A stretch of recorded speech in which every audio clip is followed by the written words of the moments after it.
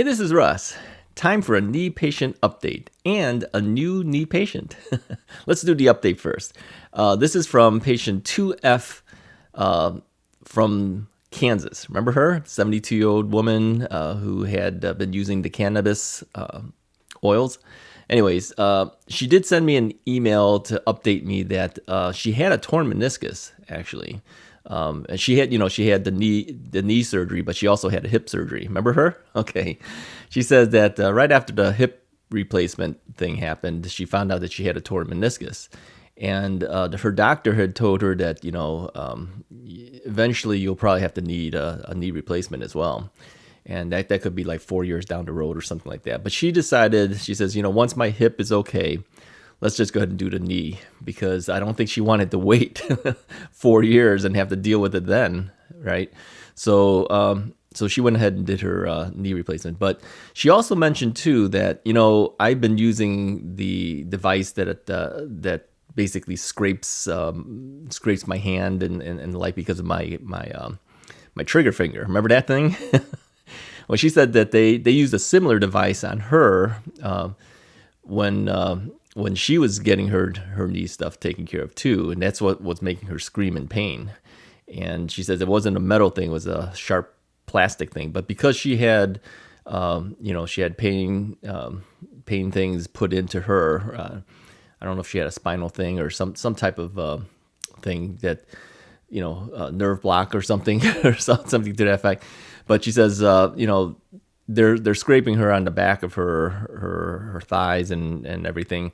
And even though the physical therapist was telling her that it wasn't so bad, they haven't gone through it themselves. They don't really know the type of pain that we're actually in. So you add that on top of it, it was almost too much to bear. So anyway, she wanted to let me know that they had used a similar thing like that gua sha thing that I use for my carpal tunnel. And here's an update on my carpal tunnel thing too. It's actually pretty good in the last couple of days. I don't know if that thing's been helping it or it's just naturally going away, but I don't really care. As long as it goes away, it's fine with me. So it seems to be less in the last couple of days, but I still feel it every now and then. So that's my update. Okay. So let's get on to our newest patient. Okay. Now he is going to be known as, what is his number here? He is going to be known as patient number 6M. So he is a 50-year-old male from North Carolina. Okay. Now, he says he doesn't have any other problems of health, but he did have some issue with his leg. Okay, so I'm simply going to read what he emailed to me. I think that's easier because it's not very long, and so that I don't make any mistakes as to giving you, some information, not all the information. Let me just read it to you. I'll make some commentary in between, probably, I'm sure. So here's what he says. He says, on July 22nd of 2020, he had an accident and broke his leg while jumping a 6-foot fence. Now, first thing I thought of was, why are you jumping a 6-foot fence? Gee whiz. Okay, well, he's 50 years old. He's active, all right, so he's jumping this fence. I was rushed to the hospital and had emergency surgery to stabilize bones with external bone stabilizer for 1 week, okay?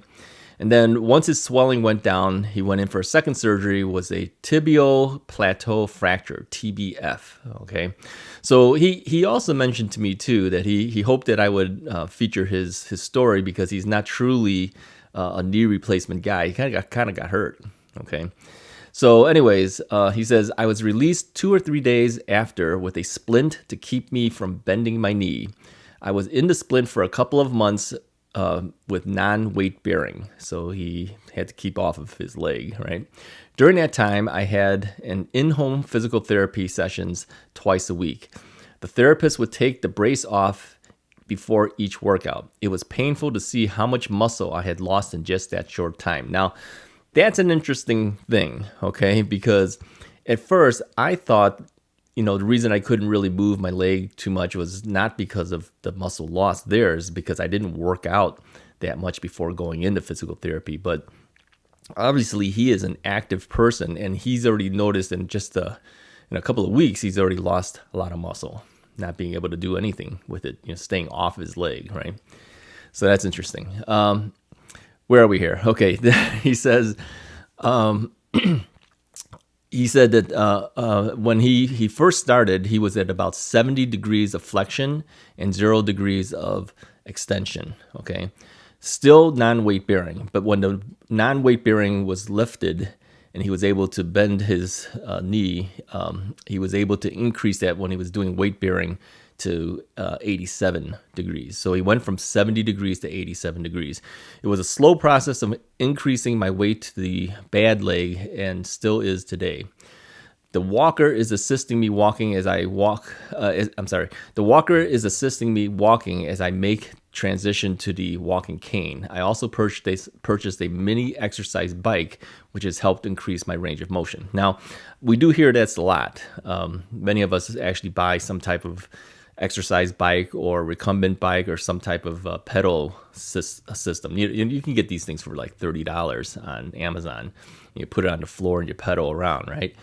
I think that's worth it because it just keeps you moving, okay? And he's found that that's helped him too.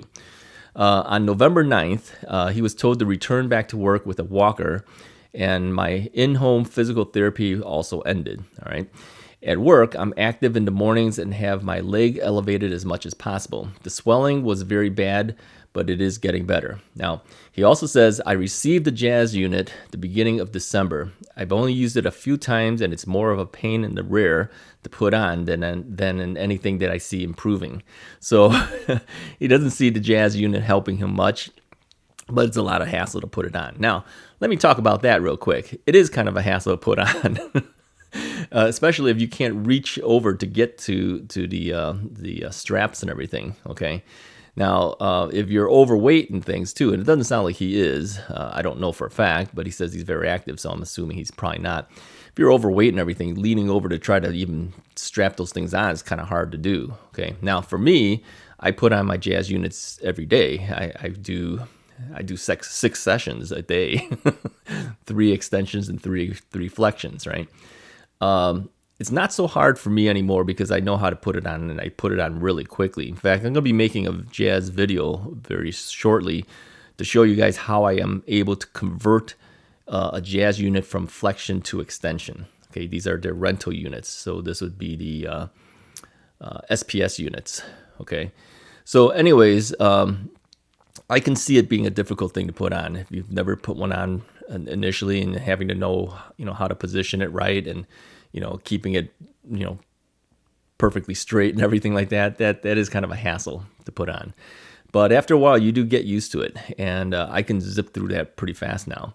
And if you're flexible enough, it's not hard to do. If you're not that flexible, sometimes getting to the straps that are farthest away from you, that closest to your ankle, kind of hard to reach down over there when your knee is kind of hurting and everything. So I've told others who have gotten Jazz units, just by watching Russ is Right, and contacting their doctor and asking for one too, to if you have to have somebody else help you put it on, okay. But if you're on your own, I can see that. It can be a little difficult sometimes, okay? All right, so what else does he say here? So he doesn't see a whole lot of improvement. Here's another thing I wanted to say about that. You don't see a whole lot of improvement right away. This is not something that will happen like after a couple of times. You're going to find your flexion improves like 10 degrees. That's not going to happen, okay? I think something like this is a gradual thing. It could take weeks to get some type of improvement, and that's, in my opinion, is probably okay. All right, it's not an overnight thing. So if you ever end up with something like the Jazz units, don't expect miracles that it's going to happen within the first couple of days. All right, it's not going to do that. You have to keep pushing at it, okay, and then you'll get better. So that's my recommendation to patient 6M. Okay, let's move on here. So he says that. I have found that doing the exercises of forcing the bad leg to bend with the help of the good leg to be more beneficial. Okay, whichever way works out for you, that's really what you need to do. But I would say it doesn't hurt to keep using the Jazz units, all right?